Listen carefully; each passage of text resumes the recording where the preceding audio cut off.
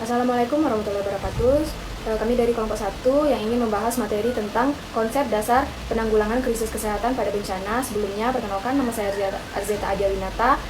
Pada kesempatan kali ini, saya akan membahas tentang mengenai definisi. Yaitu, apa sih bencana? Bencana adalah peristiwa yang mengancam dan mengganggu kehidupan masyarakat akibat faktor alam, non-alam, maupun manusia. Salah satu dampak utama dari bencana adalah terjadinya krisis kesehatan, yaitu kondisi ketika pelayanan kesehatan terganggu dan kebutuhan kesehatan masyarakat tidak dapat dipenuhi secara optimal. Oleh karena itu, diperlukan penanggulangan krisis kesehatan, yaitu serangkaian yang dilakukan mulai dari sebelum, saat, hingga setelah menjadi bencana. Baik, di sini saya akan menjelaskan tentang jenis-jenis bencana alam. Salah satu penyebab timbulnya bencana adalah kurangnya pemahaman kita tentang karakteristik dan juga tentang ancaman dari bencana yang akan datang tersebut. Nah, di sini itu ada pengelompokan bahaya menurut UNISDR atau United National International Strategy for Disaster Reduction. Nah, ini itu adalah perserikatan bangsa-bangsa yang bertugas untuk mengkoordinir upaya pengurangan risiko bencana alam.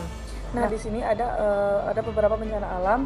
Yang pertama itu ada bencana alam. Nah, bencana alam ini adalah bencana yang terjadi akibat proses atau fenomena dari alam tersebut. Contohnya seperti gempa bumi, tsunami, letusan gunung berapi, terus ada banjir, tanah longsor, kekeringan, angin puting beliung, dan juga ada kebakaran hutan dan abrasi. Nah, bencana ini itu dapat menyebabkan kerusakan lingkungan.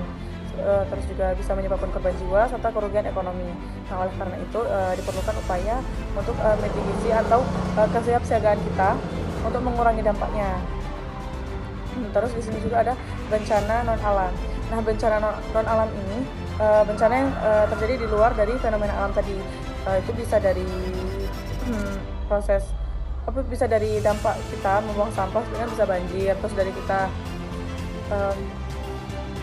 ada menggundulkan hutan, itu kan bisa longsor. Nah, di sini juga ada seperti kecelakaan transportasi, terus kecelakaan industri, terus ada juga wabah penyakit. Nah, bencana ini umumnya itu terjadi karena kegagalan teknologi atau kelalaian manusia, atau bisa juga dari penyebaran virus penyakit.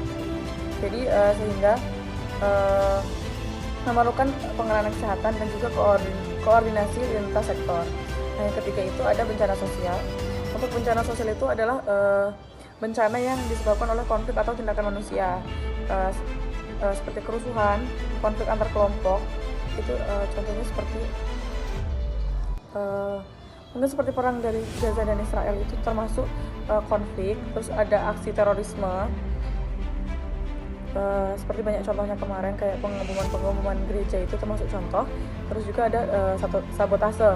Nah, untuk dampaknya itu hanya berupa kerusakan fasilitas, tetapi juga menimbulkan korban jiwa. Terus juga gangguan keamanan dan trauma psikologis dari orang-orang yang berada di lingkungan itu, gitu kan. Nah, untuk penanganannya itu memerlukan kerjasama antara pemerintah, tim aparat keamanan, tenaga kesehatan, dan juga masyarakat. Mungkin itu saja. Selanjutnya, karakteristik. Setiap jenis bencana itu memiliki karakteristik dan berkaitan erat dengan masalah yang diakibatkannya. Dengan kita mengetahui karakteristik dari suatu bencana, kita dapat menyusun langkah-langkah pencegahan, mitigasi, dan kesiapsiagaan. Nah, berikut beberapa karakteristik dari setiap jenis bencana. Yang pertama yaitu ada gempa bumi. Karakteristik dari gempa bumi ini sendiri yaitu pertama, tidak ada tanda-tanda peringatan ataupun tidak dapat diprediksi. Yang kedua, onset kejadian secara tiba-tiba. Yang ketiga, dampak utamanya diakibatkan oleh pergerakan patahan yang mengakibatkan kerusakan infrastruktur ataupun bangunan. Jenis yang kedua yaitu ada erupsi gunung berapi. Karakteristiknya yang pertama, kejadian biasanya ada tanda-tanda peringatan dan dapat diprediksi. Yang kedua, tentunya dapat merusak struktur bangunan dan infrastruktur. Yang ketiga, aliran lava dapat menyebabkan kebakaran. Yang keempat, penyebaran abu vulkanik dapat menjangkau area yang luas. Dan yang kelima, banjir lava itu bisa terjadi jika terjadinya hujan. Yang ketiga yaitu ada tsunami. Biasanya itu ada tanda-tanda peringatan dan dapat diprediksi. Yang kedua, biasanya itu terjadi gempa yang begitu kencang terlebih dahulu. Yang ketiga, Air laut biasanya lama-kelamaan akan surut. Dan yang keempat, tentunya dampaknya dapat merusak struktur bangunan dan infrastruktur. Yang keempat itu ada angin siklon tropis. Nah, karakteristiknya yang pertama itu biasanya dapat diprediksi tergantung dengan musim. Yang kedua, tentunya dapat merusak infrastruktur dan bangunan. Selanjutnya, yang kelima itu ada banjir.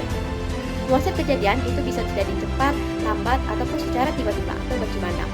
Yang kedua, biasanya terkait dengan musim. Yang ketiga, dampaknya itu merusak tergantung dengan tinggi air, luas genangan, lamanya genangan, kecepatan aliran, material yang hanyut diakibatkan banjir, dan tingkat kepekatan atau genangan lumpur. Tentunya dapat mengakibatkan kerusakan struktur dan bangunan, dan juga dapat memutus akses serta dapat mengisolasi masyarakat. Selanjutnya yang keenam itu ada tanah longsor.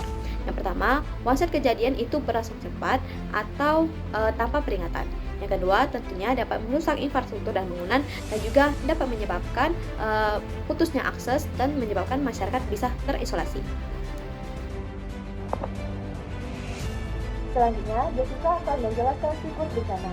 Yang pertama yaitu ada tahap pra-bencana, meliputi yaitu ada pencegahan, mencegah bencana dengan menghilangkan penyebabnya, seperti larangan bakar hutan dan buang sampah sembarangan. Selanjutnya ada mitigasi, yaitu mengurangi resiko melalui penataan ruang, pembangunan, dan edukasi.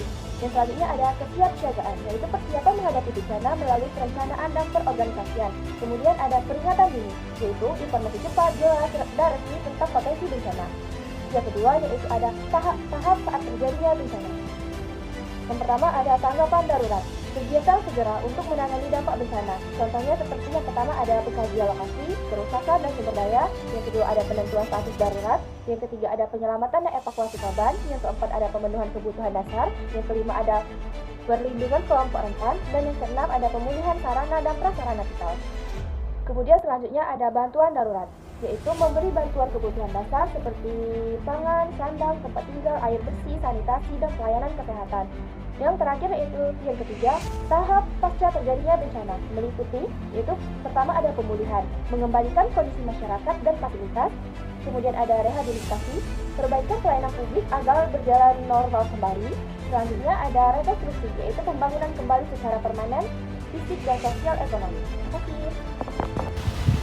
Apa saja sih dampaknya pada kehidupan sehari-hari? Yang pertama itu ada dampak langsung, yaitu dampak yang terjadi segera setelah bencana berlangsung. Contohnya itu luka-luka, adanya korban jiwa, kerusakan rumah, fasilitas umum, serta kehilangan harta benda. Yang kedua itu ada dampak tidak langsung, yaitu akibat yang muncul setelah bencana dan mempengaruhi kehidupan masyarakat dalam jangka waktu tertentu. Misalnya itu aktivitas ekonomi terhenti, serta hilangnya sumber pendapatan masyarakat. Yang ketiga itu ada dampak sekunder, yaitu dampak lanjutan yang muncul akibat setelah bencana. Contohnya itu adanya meningkatnya angka kemiskinan, terhambatnya pembangunan, serta menurunnya pertumbuhan ekonomi di suatu daerah. Assalamualaikum warahmatullahi wabarakatuh. Halo teman-teman semuanya, perkenalkan nama saya Cahaya.